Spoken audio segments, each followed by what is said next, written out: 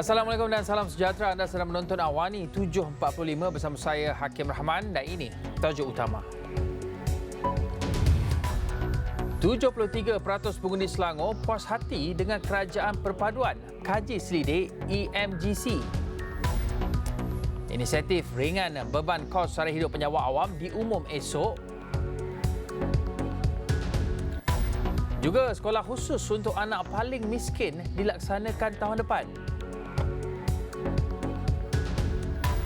Dan Sanusi tidak ditahan. Tapi apa sebenarnya berlaku? Dan Saifuddin tegas, tidak campur tangan hal polis. Menteri Dalam Negeri Datuk Seri Saifuddin Nasution Ismail menjelaskan beliau tidak mendapat maklumat sama ada Menteri Besar Kedah Datuk Seri Muhammad Sanusi Mano akan ditahan atau tidak. Menurut beliau, sekiranya tangkapan dilakukan, ia dilakukan di bawah bidang kuasa polis dan bukan atas arahan menteri. Pun tak ada maklumat sehingga saya baca kenyataan polis. Tak bagus dalam suasana kita bertarung macam ni. Kita bawa elemen macam yang tak pasti itu tak bagus. Baik, itu satu. Apakah ada kemungkinan saya tak boleh jawab bagi pihak itu sebab penguatkuasanya polis? Beliau berkata demikian pada sidang media selepas mengadakan walkabout bersama calon Barisan Nasional BN bagi Dewan Undangan Negeri Pedu, Datuk Seri Mazhir Khalid di Pasar Pekan Naka pada Ahad. Saifuddin Nasution berkata demikian bagi mengulas pertanyaan media sama ada pengarah pilihan raya Perikatan Nasional PN itu akan ditangkap tidak lama lagi. Ketua Komunikasi Korporat PDRM SCP Skandar Guru Anandan dalam kenyataan menafikan pihaknya telah menahan Sanusi. Kementerian Perdagangan Dalam Negeri dan Kos Sara Hidup KPDN akan menjalankan kerjasama dengan pelbagai agensi termasuk institusi pengajian tinggi bagi melaksanakan kajian impak berhubung inisiatif Payung Rahmah. Pemangku menterinya Dato' Amizan Muhammad Ali berkata ini penting bagi memastikan kemampanan dan kelestarian inisiatif itu sekaligus membolehkannya diteruskan dengan lebih berkesan di masa hadapan. Kita mahu program ini sustain, diteruskan kerana ia cukup baik.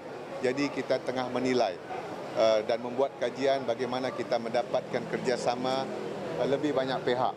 Macam hari ini, Alhamdulillah, buat kali pertama Pasaria Billion bersama-sama dengan kita dalam program Rahmah ini dan kita merangka strategi melalui kajian ini yang kita akan laksanakan bersama pihak tertentu.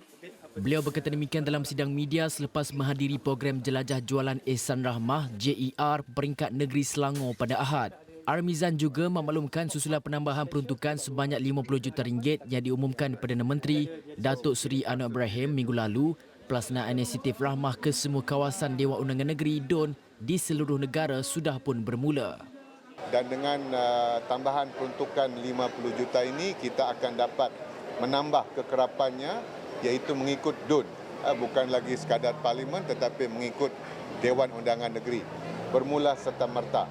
Jadi ini dia antara usaha daripada kerajaan kita di bawah pimpinan Datuk Seri Anwar di samping pelbagai program-program dan usaha untuk kita memulihkan ekonomi.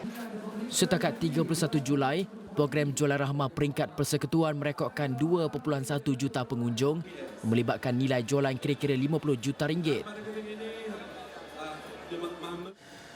Baik, Kerajaan Perpaduan bakal mengumumkan satu lagi inisiatif khusus bagi meringankan beban sara hidup penjawat awam pada Isnin. Menteri Komunikasi dan Digital KKD Fahmi Fazil sewaktu berucap di program Merdeka at Community Don Dengkil berkata inisiatif itu dilakukan selepas mendengar rungutan dan aduan penjawat awam, khususnya petugas Barisan Harapan seperti polis Diraja Malaysia tentang isu harga perkhidmatan telco.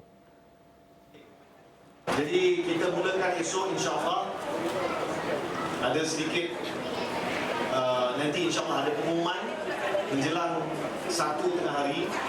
Tapi ini kita mulakan dengan para penjawat awam sebab saya dapat banyak aduan daripada kawan-kawan Jabatan Penerangan, terutama yang berada di lapangan, terutama pegawai-pegawai lapangan dan juga anggota polis Diraja Malaysia dan ramai frontliners penjawat awam yang berada di lapangan tentang kos untuk isu telco. Jadi insya-Allah kerajaan juga kata Fahmi akan mengumumkan satu lagi pakej khusus untuk rakyat keseluruhan yang dipanggil sebagai pakej 5G Rahmah. Beratur berharap agar teknologi 5G ini dapat dimanfaat oleh masyarakat bagi meningkatkan mutu kehidupan mereka. Seterusnya, Hospital Dungun yang terbengkalai sejak tahun lalu akan mula beroperasi awal tahun depan. Menteri Kesihatan Dr. Zaliha Mustafa berkata projek yang sepatutnya siap pada Mac tahun lalu itu kini sudah siap 99%. Kita pun dah tahu apa masalahnya, dia sedikit daripada terbengkalai lah. Tapi insyaAllah tinggal 1% saja dan kita jangkakan akan siap pada akhir tahun ini dan pada tahun depan dia akan beroperasi. Beliau berkata demikian pada sidang media ketika lawatan kerja ke Klinik Kesihatan Manir pada Ahad. Terdahulu, Kementerian Kesihatan memaklumkan kontraktor dilantik sebelum ini terpaksa ditamatkan kontrak ikuran gagal menyelesaikan proses terakhir iaitu Testing and Commissioning TNC dan memohon untuk menarik diri. Kementerian Pendidikan akan melaksanakan projek rintis konsep sekolah baharu untuk golongan paling miskin di negara ini seawal tahun depan. Menurut Menterinya, Fadlina Siddiq, kementeriannya sedang berusaha sedaya upaya untuk merealisasikan hasrat itu yang mana pelaksanaannya akan melibatkan mekanisme khusus bagi memastikan ia benar-benar berjaya.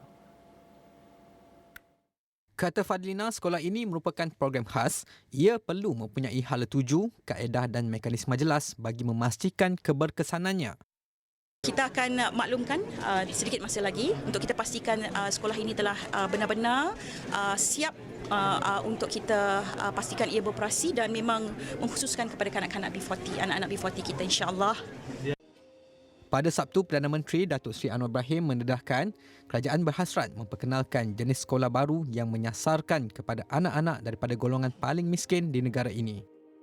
Sementara itu, mengulas mengenai sekolah dalam hospital, Fadlina menjelaskan terdapat 17 sekolah seumpamanya di seluruh negara. Ia bertujuan menyediakan pusat pembelajaran kondusif bagi murid yang sedang menerima rawatan di hospital berunsurkan didik hibur dan fleksibel dalam persekitaran kondusif. Fadlina turut memaklumkan pihaknya dengan kerjasama Kementerian Kesihatan sentiasa mencari jalan untuk memperluaskan lagi pelaksanaan sekolah dalam hospital di hospital seluruh negara.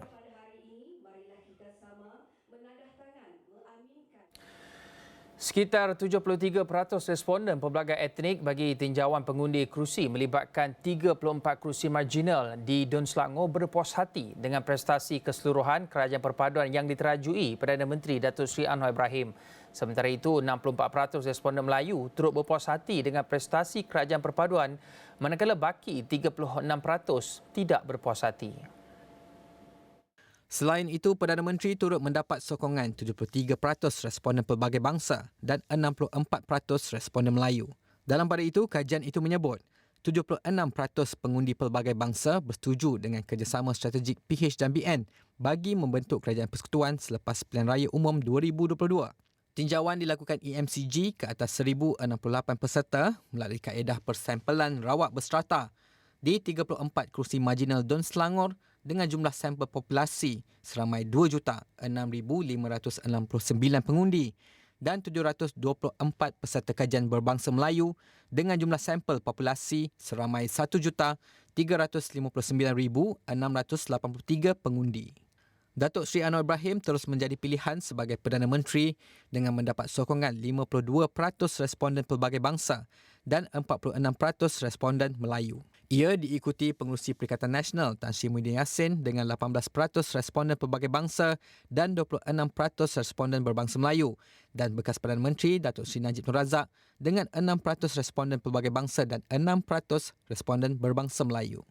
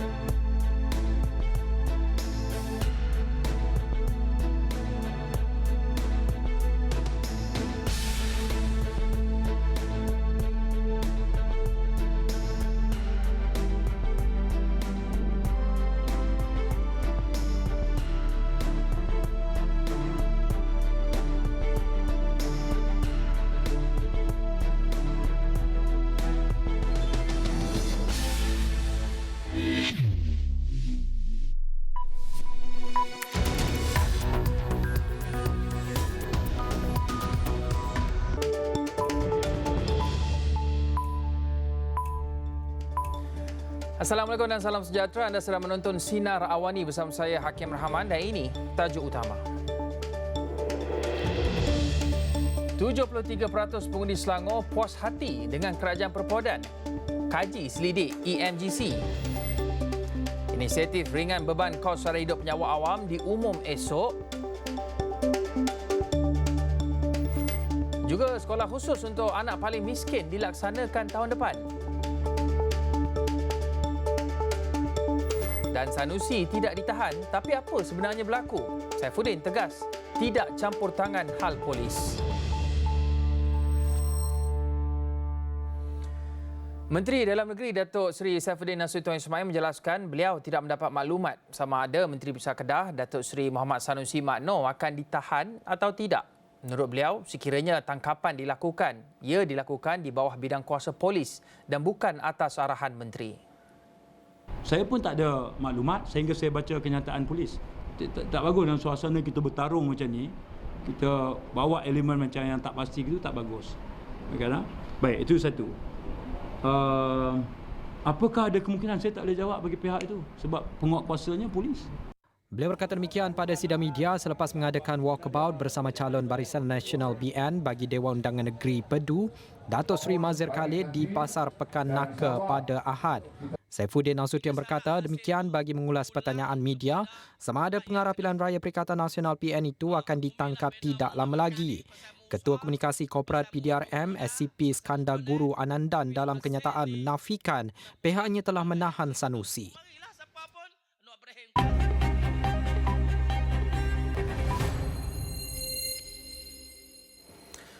Gabungan dan kerjasama strategik Pakatan Harapan PH dan Barisan Nasional BN di Selangor serta calon pilihan Menteri Besar mereka, Datuk Seri Amiruddin Syahri, dilihat masih mengungguli pilihan pengundi di negeri itu. Dan menurut tinjauan pendapat pengundi Melayu Selangor yang dilakukan Endeavour MGC atau EMGC, 76% peserta kajian pelbagai bangsa di 34 kerusi marginal Dun Selangor bersetuju PH perlu mengekalkan Amiruddin sebagai MB. Manakala 69% peserta kajian Melayu di kerusi marginal tersebut turut mempunyai pandangan yang sama. Namun EMGC berpandangan Perikatan Nasional masih berpotensi menubuhkan kerajaan di Selangor sekiranya ia memenuhi dua senario. Senario pertama, jika PH dan BN hanya memperoleh 1/3 undi Melayu. Dan senario kedua, peratusan keluar mengundi pengundi Melayu perlu 20% lebih tinggi daripada pengundi bukan Melayu. Jelas EMCG, senario berkenaan telah berlaku semasa PRN Johor 2022 yang menyaksikan peratusan keluar mengundi Melayu adalah kira-kira 25% lebih tinggi daripada peratusan keluar mengundi bukan Melayu. Begitupun EMGC tetap berpendapat PH dan BN boleh kekal sebagai kerajaan negeri Selangor walaupun dengan majoriti mudah. Sekitar 73% responden pelbagai etnik bagi tinjauan pengundi kerusi melibatkan 34 kerusi marginal Dun Selangor berpuas hati dengan prestasi keseluruhan kerajaan perpaduan yang diterajui Perdana Menteri Datuk Seri Anwar Ibrahim. Sementara itu 64% responden Melayu turut berpuas hati dengan prestasi kerajaan perpaduan, manakala baki 36% tidak berpuas hati. Selain itu, Perdana Menteri turut mendapat sokongan 73% responden pelbagai bangsa dan 64% responden Melayu. Dalam pada itu, kajian itu menyebut 76% pengundi pelbagai bangsa bersetuju dengan kerjasama strategik PH dan BN bagi membentuk kerajaan persekutuan selepas pilihan raya umum 2022. Tinjauan dilakukan EMCG ke atas 1,068 peserta melalui kaedah persampelan rawat berstrata di 34 kerusi marginal Dun Selangor dengan jumlah sampel populasi seramai 2,06,569 pengundi dan 724 peserta kajian berbangsa Melayu dengan jumlah sampel populasi seramai 1,359,683 pengundi. Datuk Seri Anwar Ibrahim terus menjadi pilihan sebagai Perdana Menteri dengan mendapat sokongan 52% responden pelbagai bangsa dan 46% responden Melayu. Ia diikuti pengerusi Perikatan Nasional Tan Sri Muhyiddin Yassin dengan 18% responden pelbagai bangsa dan 26% responden berbangsa Melayu dan bekas Perdana Menteri Datuk Seri Najib Nur Razak dengan 6% responden pelbagai bangsa dan 6% responden berbangsa Melayu.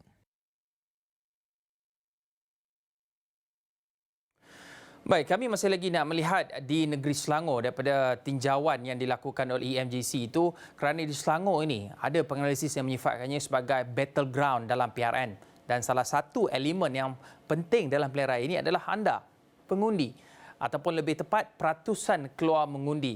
Kerana dalam kajian dilakukan di 34 kerusi marginal Dun Selangor ini, kalau kita saksikan, penting untuk kita lihat peratusan keluar mengundi ini kerana dalam peratusan keluar mengundi ini ada yang untung dan akan ada yang rugi. Okey, pertama sekali kita nak lihat soalan yang diajukan mengenai kemungkinan untuk pengundi di Selangor keluar mengundi, di mana anda dapat saksikan di sini 85 dan 84% pengundi menyatakan mereka akan mengundi. Ini terdiri daripada semua bangsa Melayu dan juga bukan Melayu juga menyatakan mereka akan keluar mengundi 85%, iaitu kalau kita lihat pada PRU ke-15 yang lepas di Selangor saja peratusan keluar mengundinya adalah 79%. Ini ketika GE15 ataupun PRU 15 yang dicatatkan di negeri Selangor. Tetapi dalam PRN kali ini ada penambahan, iaitu sebanyak 2.97 juta. 2.97 juta pengundi baharu yang mana secara langsung menyebabkan komposisi kaumnya berubah dengan ada 37 daripada 56 kerusi yang dipertandingkan itu kini menunjukkan majoriti pengundi Melayu. Itu dari sudut kemungkinan peratusan keluar mengundi. Ini mungkin angka yang digemari. 84 dan 85% ini akan keluar mengundi dan akan mengundi dalam PRN Selangor adalah 85%. Tetapi dalam masa sama kita juga ingin melihat kepada soalannya, diorang nak undi siapa? Ini persoalannya sekarang ni. Kerana dalam tinjauan dilakukan oleh Endeavour MCG ini menunjukkan bahawa kita tahu PH dan juga BN mereka ni bergabung. Jadi saya tulis ini sebagai satu gabungan. Parti mana yang akan mereka undi? Kerana jelas dapat dilihat di sini daripada sampling yang digunakan daripada di 34 kerusi marginal Dun Selangor ini, majoriti Melayu akan mengundi Pakatan Harapan iaitu 52%. Bukan Melayu 62%. Dan kalau angka ini dicampurkan juga, kemungkinan kerajaan yang ada ini akan kekal. Kerajaan perpaduan di negeri Selangor akan kekal. PSM menariknya di sini ada dapat 1%. Kita tahu PSM bertanding di 4 kerusi Dun, di Dengkil, Meru, Kota Damansara dan juga di Kajang. Seterusnya kita beralih kepada soalan lain yang diajukan dalam ini. Berapakah daripada 56 kerusi yang ditandingi anda fikir gabungan berikut akan menang?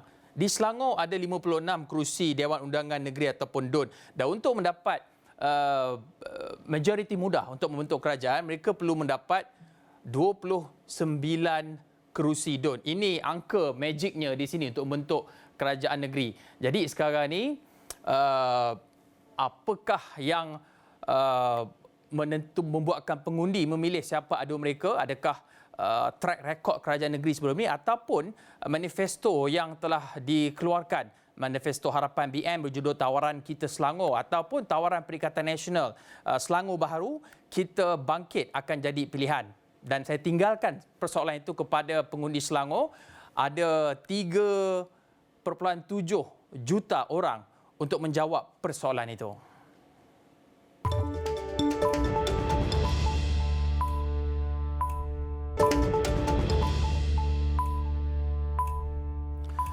Baik, semalam Perikatan Nasional Negeri Sembilan melancarkan manifestonya untuk rakyat Negeri Sembilan.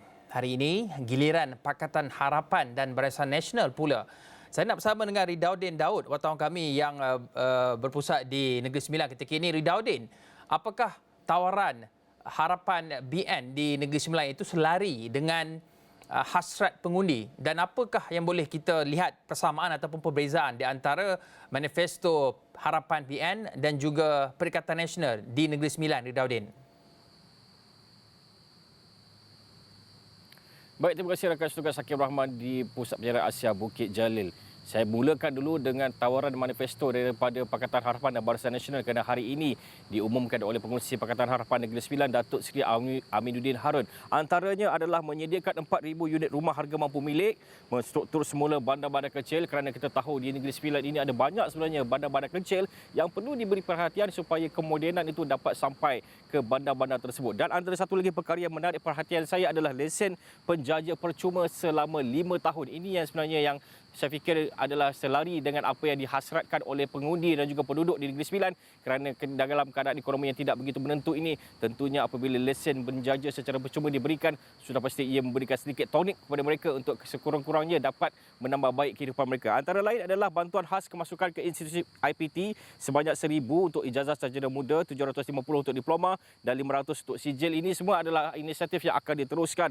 Dan kemudian bantuan perkahwinan RM500 kepada setiap seorang anak negeri yang mendirikan rumah tangga buat kali pertama. Jadi kalau lelakinya orang Negeri Sembilan, perempuannya pun Negeri Sembilan, jadi mereka akan dapat RM1,000 untuk pasangan tersebut. Dan kemudian antara lain adalah manifesto tersebut adalah berteraskan kepada 5 tekad bagi mencapai negeri maju, ekonomi mampan dan rakyat sejahtera yang menekankan kepada 10 teras utama dan 70 inisiatif. Ini daripada Pakatan Harapan dan Barisan Nasional. Ada banyak lagi yang saya sudah perbawakan dalam esrokawani.com dan juga laporan-laporan lain.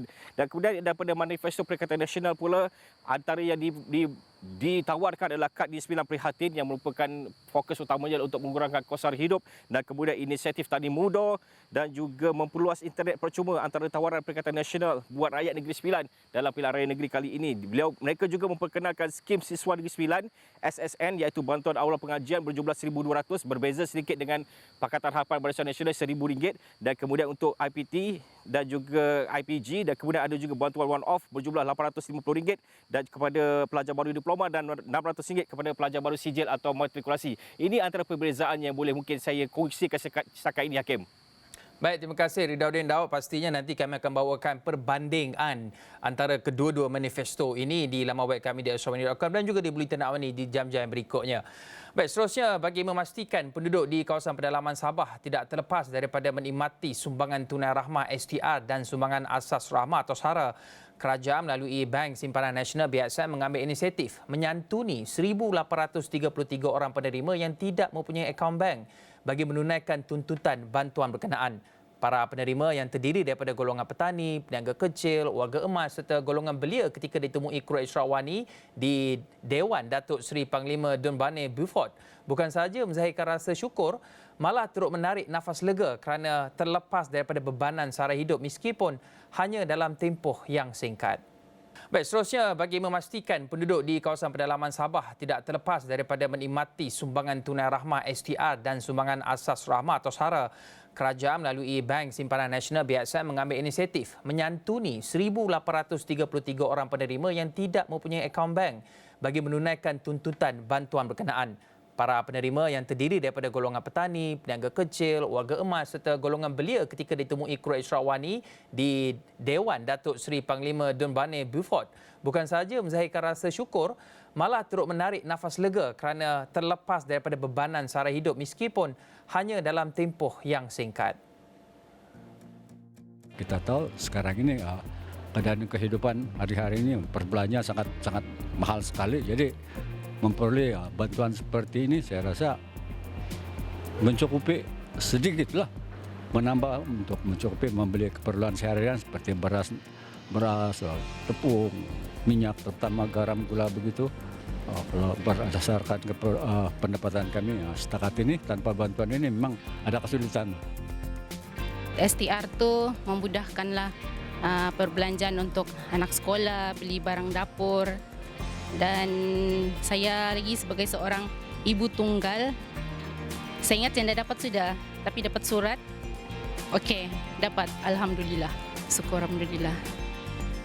Bagi golongan belia seperti Raymond dan Amirul, bantuan STR yang diterima dimanfaatkan sepenuhnya bagi memenuhi keperluan harian seperti barangan dapur, makanan dan peralatan mandian. Selain meletakkan harapan agar bantuan itu diteruskan oleh kerajaan dari semasa ke semasa, mereka turut memohon agar nilai bantuan ditambah berdasarkan cabaran ekonomi yang perlu dihadapi oleh generasi muda pada masa kini. Secara ni bagi saya sangat membantulah untuk golongan belia ni. Sebab belia pun ada juga kan yang mau pakai duit belanja untuk keperluan harian kah. Kalau untuk saya keperluan harian lah, dengan macam yalah makan barang-barang dapur, itu barang mandian. Jumlah tu okey, tapi lebih baik ditambahkan lagi lah dengan supaya golongan remaja ni yang dengan peluang pekerjaan yang susah kan bisa dapat cari, bisa untuk dapatkan. Jadi dengan sumbangan STR ni dapat membantu golongan remaja untuk menyara hidup lah begitu. Untuk rekod, program penyerahan STR dan SARA di pedalaman Sabah bagi penerima tanpa akaun bank turut dilaksanakan di daerah Tamparuli, Telupit dan Ranau. Program yang diadakan bermula 3 Ogos di daerah Tuaran itu akan berakhir pada 28 Oktober di Long Pasir. Kerajaan telah memperuntukkan hampir 8 bilion ringgit kepada 9 juta penerima STR sebagai usaha meringankan beban hidup rakyat. Sementara SARA yang dilancarkan pada 17 Julai lepas dijangka memanfaatkan lebih 210,000 penerima di bawah kategori miskin tegar.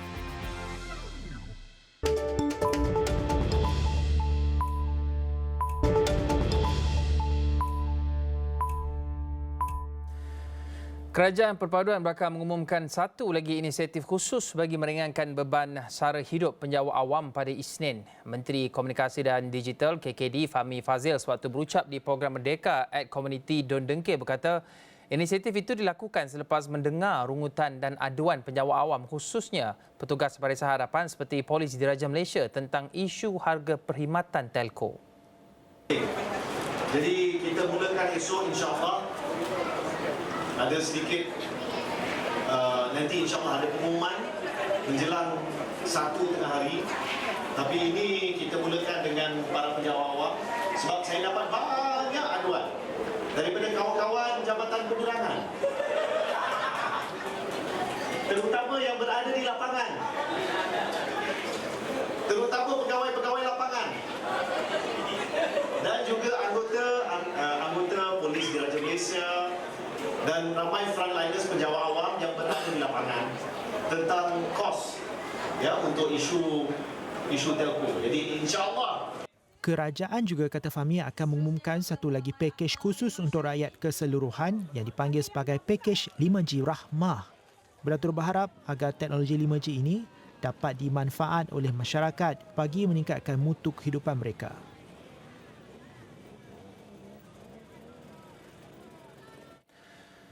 Kementerian Perdagangan Dalam Negeri dan Kos Sara Hidup KPDN akan menjalankan kerjasama dengan pelbagai agensi termasuk institusi pengajian tinggi bagi melaksanakan kajian impak berhubung inisiatif Payung Rahmah. Pemangku menterinya Dato' Armizan Muhammad Ali berkata ini penting bagi memastikan kemampanan dan kelestarian inisiatif itu sekaligus membolehkannya diteruskan dengan lebih berkesan di masa hadapan.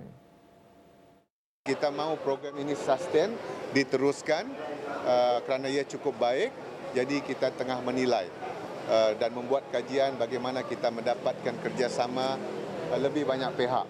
Macam hari ini, Alhamdulillah, buat kali pertama Pasaria Billion bersama-sama dengan kita dalam program Rahmah ini dan kita merangka strategi melalui kajian ini yang kita akan laksanakan bersama pihak tertentu. Beliau berkata demikian dalam sidang media selepas menghadiri program Jelajah Jualan Ihsan Rahmah JER peringkat negeri Selangor pada Ahad. Armizan juga memaklumkan susulan penambahan peruntukan sebanyak 50 juta ringgit yang diumumkan Perdana Menteri Datuk Seri Anwar Ibrahim minggu lalu. Pelaksanaan inisiatif Rahmah ke semua kawasan Dewan Undangan Negeri DUN di seluruh negara sudah pun bermula. Dan dengan tambahan peruntukan 50 juta ini kita akan dapat menambah kekerapannya iaitu mengikut DUN, bukan lagi sekadar parlimen tetapi mengikut Dewan Undangan Negeri bermula serta-merta.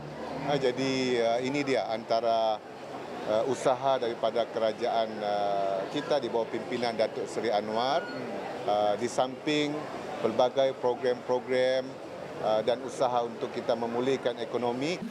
Setakat 31 Julai, program Jualan Rahmah peringkat persekutuan merekodkan 2.1 juta pengunjung melibatkan nilai jualan kira-kira 50 juta ringgit. Menteri sedang bersama. Baik, kita beralih ke laporan luar negara. Lagi insiden tembakan di Amerika Syarikat. 3 maut manakala 2 cedera dalam serangan tembak karambang di Washington DC pada Sabtu malam. Menurut Polis Metropolitan Washington DC, 3 mangsa korban terdiri daripada 2 lelaki dan seorang wanita. Manakala 2 lelaki lagi mengalami kecederaan dan dirawat di hospital. Setakat ini, polis masih belum menahan suspek. Pemangku Ketua Polis Metropolitan Washington DC menzahirkan kekecewaan terhadap keganasan tembakan yang kian meningkat kebelakangan ini. Well, what I will say is that it can't rest upon the Metropolitan Police Department to determine what works and what doesn't work. We need the community to be involved. We need you, if you saw something, we need you to say something. This kind of gun violence is not acceptable in the District of Columbia. This is not a war zone. We want our residents to feel safe. And I'm asking you, listen, our officers are where they need to be. Our expectation is that the community will respond to us accordingly so that we can continue to keep your city safe.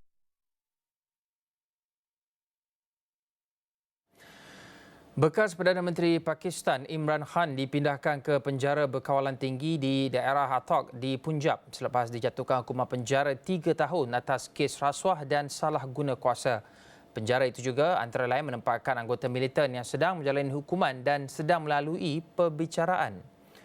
Pada Sabtu, Mahkamah Perbicaraan memutuskan bekas pemimpin itu bersalah menjual hadiah milik kerajaan yang diterimanya ketika berkuasa. Susulan keputusan itu, polis bergerak pantas menahan dan membawa Khan dari kediamannya di Lahore ke Islamabad. Ini merupakan kali kedua bekas bintang kriket itu ditahan tahun ini. Dalam ucapannya melalui video di media sosial pada Sabtu, Khan menyeru para penyokongnya supaya terus menjalankan protes secara aman.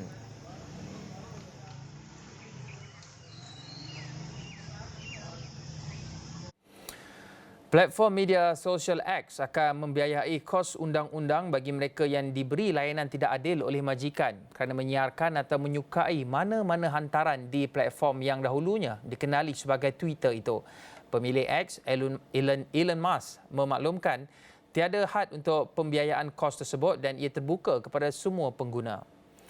Akhir bulan lalu, Musk berkata pengguna bulanan X mencapai rekod baharu dan berkongsi data yang menunjukkan jumlah terkini pengguna melebihi 540 juta. Perkembangan itu ketika syarikat tersebut sedang melalui perubahan organisasi dan sedang mencari kaedah untuk meningkatkan hasil pengiklanan. Selepas 17 tahun dengan logo burung biru yang ikonik, Musk bulan lalu melakukan penjenamaan semula logonya kepada X dengan tumpuan terhadap membina jenama X sebagai aplikasi serba lengkap dan terpenting.